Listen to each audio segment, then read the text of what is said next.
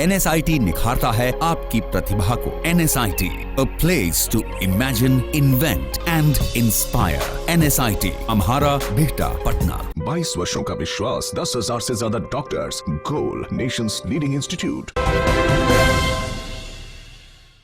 नमस्कार, city post के इस खास पेशकश में आपका स्वागत है। मैं हूं श्रीकांत प्रत्युष, काराकाट में हूं और काराकाट में उपेंद्र कुशवाहा को हराने के लिए, चुनाव हराने के लिए नागमणि ने, रामकुमार ने जी तोड़ मेहनत की है और एडी चोटी का जोर लगा दिया है। लेकिन उपेंद्र कुशवाहा की जीत सुनिश्चित करने के लिए यहाँ पर विष्णु पटेल जी भी पहुँच गए हैं।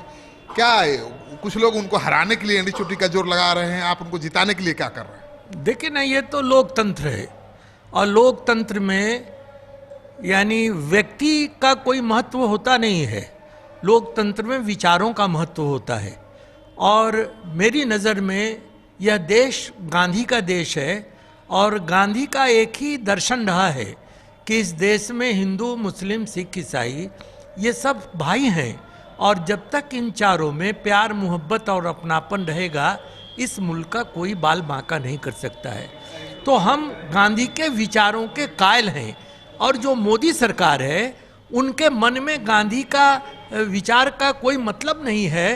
वो गांधी के भी हत्यारे हैं और उनके आदर्शों के भी हत्यारे हैं। तो मैं इतना ही कह सकता हूँ कि यह देश गांधी का देश रहा है और यह देश गांधी का ही देश रहेगा।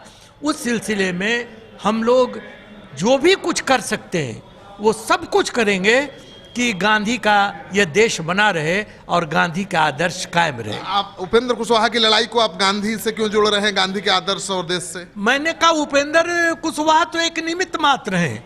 हम तो पहले ही आपको श्रीकांत जी कहा कि ये विचारों की लड़ाई है और विचारों की लड़ाई में यह देश गांधी का ही देश रहेगा, जिसके निमित्त मात्र हैं हमारे उपेंद्र कुशवाहा। और उपेंद्र कुशवाहा की जीत गांधी के विचारों की जीत होगी। इसलिए हम लोग आए हैं कि वो सब कुछ करेंगे जिससे उपेंद्र कुशवाहा की जीत। काराकाट से जीत चुके हैं, वहां से उजियारपुर से उजियारपुर भी जीते हैं, काराकाट भी जीतेंगे और यहाँ पर यूपीए की बहुत अच्छी हालत है बिहार में।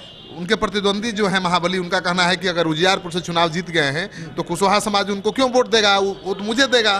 देखिए ना, ये तो महाबली से पूछिए। हम लोग तो आकलन बता रहे हैं, हम लोग कोई बक्से में नहीं हैं कि हम बता दें कि कौन कहाँ जीत गया और कौन कहाँ करेगा। हमारा है, फिर हम आपसे कह रहे हैं कि यह विचारों की लड़ाई है और विचारों की लड़ाई में व्यक्ति का कोई महत्व नहीं होता है। व्यक्ति एक निमित्त मात्र है और हम लोग विचारों की लड़ाई में उसको जिताने के लिए किसको किससे अपनापन है और किससे किसको अदावत है यह देखना मेरा काम नहीं है। कौन किस विचार का है और कौन किस विचार का नहीं है, हमको वो देखना है। और उपेंद्र कुशवाहा अभी गांधी के विचारों के साथ है, इसलिए हम लोग सब कोई उपेंद्र कुशवाहा के साथ। और नागमणि और रामकुमार शर्मा किन विचारों के प्रतीक हैं? ये विचारों के प्रतीक नहीं है, इनकी व्यक्तिगत दुश्मनी है। ये व्यक्तिगत दुश्मनी से ये काम कर रहे हैं। इनको उपेंद्र कुशवाहा से नहीं बनी, इसलिए उपेंद्र कुशवाहा का ये विरोध कर रहे हैं। ये विचारों का विरोध अगर करते तो उनके पिताजी वो सामाजिक न्याय के लोगों में से एक रहे हैं। वो विचार की लड़ाई लड़ने वाले लोग रहे हैं। व्यक्ति और अपने व्यक्तिगत बातों की लड़ाई में वो जाने वाले व्यक्ति नहीं थे। हम तो नागमणि जी को कहेंगे कि आपकी व्यक्तिगत दुश्मनी अलग रहे, उसको जो करना है आप सधा लीजिए, लेकिन विचारों की लड़ाई में आपको उपेंद्र कुशवाहा के साथ रहना चाहिए। महाबली ने एक नई पॉलिटिक्स की शुरुआत की है, कच्छा बनियान। यानी लोग आते हैं तो कच्छा बनियान पहनकर मिलने निकल जाते हैं रूम से और कह रहे हैं कि तो हम तो भाई जनता के बीच रहते हैं। ये तो कच्छे बनियान में गनीमत है कि नंगे नहीं निकलते हैं। तो आपने सुन लिया किस तरह से विष्णु पटेल जी हमला कर रहे हैं।